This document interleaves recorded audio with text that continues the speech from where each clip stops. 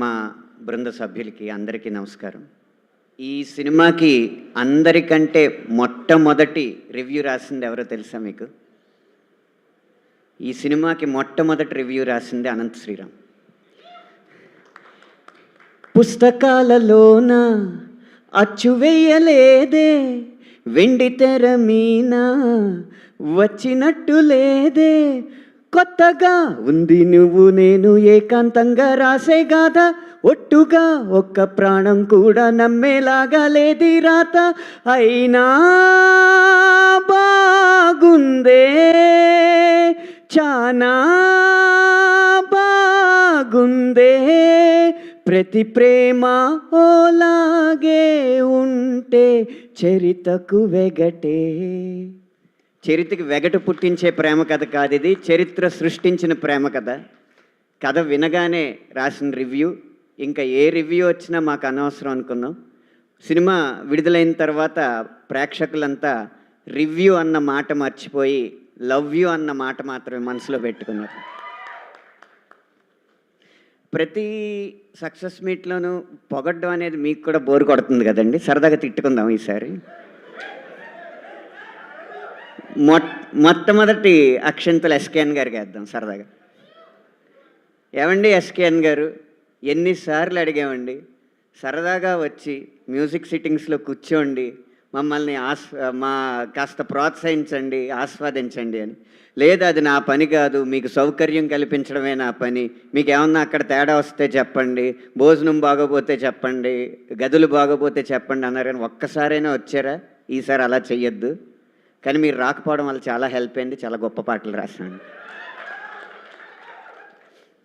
సాయి రాజేష్ గారు, ఏదైనా పాటకి పల్లవులు రాస్తాం, 4-5 ఆప్షన్స్ రాస్తాం, ఇలా కావాలి ఇలా కావాలి ఇలా కావాలని. 4 ముందు పెడితే ఈ 4 నాకు పాటలో కావాలని అడుగుతారు. ఒక పల్లవుగా ఉంచుతాం, మిగతా చరణాల్లో ఆ ట్యూన్లకి అడ్జస్ట్ చేయడానికి ఎంత కష్టపడతామండి. కాస్త సెలక్షన్ చేసి మమ్మల్ని కష్టపెట్టండి. ఇది సాయి రాజేష్ గారికి పడిన తిట్టు.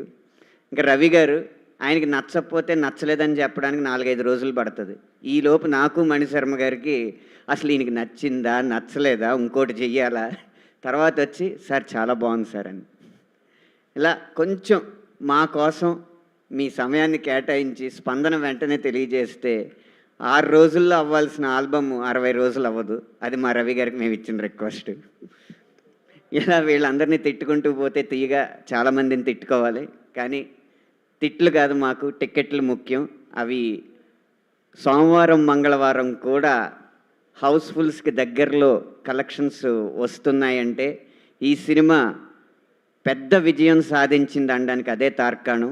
సినిమా ఇండస్ట్రీలో ఏ సినిమా బృంద సభ్యులైనా ఆదివారం వరకు చెయ్యి గుండెల్లో పెట్టుకుని గుండె చెయ్యిలో పెట్టుకుని వెయిట్ చేస్తూ ఉంటారు. నిన్న సోమవారం వచ్చిన ఫలితాలు ఈ సినిమా స్థాయిని నిర్ణయించినాయి. ఇంత గొప్ప విజయం ఇచ్చిన మా తెలుగు ప్రేక్షకులకి ధన్యవాదాలు తెలియజేసుకుంటున్నాం. ఇక రివ్యూల్లో కొంతమంది, అంటే ఇన్స్టాగ్రామ్ అకౌంట్ ఉన్న ప్రతి ఒక్కరూ కూడా నేను రివ్యూ చెప్పచ్చు అనుకునే ఈ సంస్కృతిలో కొంతమంది ఏంటంటే సెకండ్ హాఫ్ డల్ అంటే రెండే మాటలు అంటారు.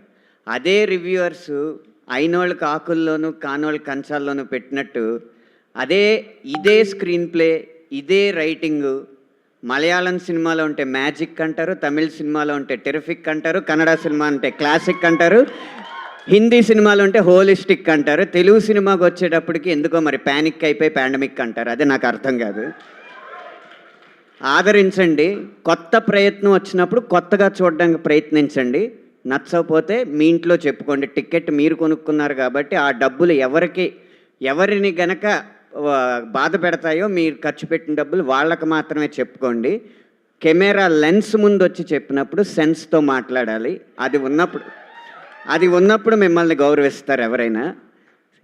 ఈసారి నుంచి కాస్త రివ్యూవర్స్ కూడా కాస్త మనసుతో రాసిన కథల్ని మనసుతో ఆలోచించి మాట్లాడడం నేర్చుకుంటే మంచిదని మనస్ఫూర్తిగా కోరుకుంటున్నాను.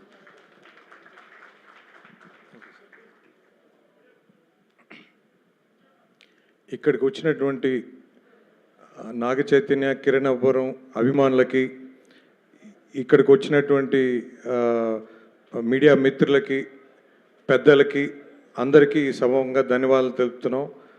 మాకు అంటే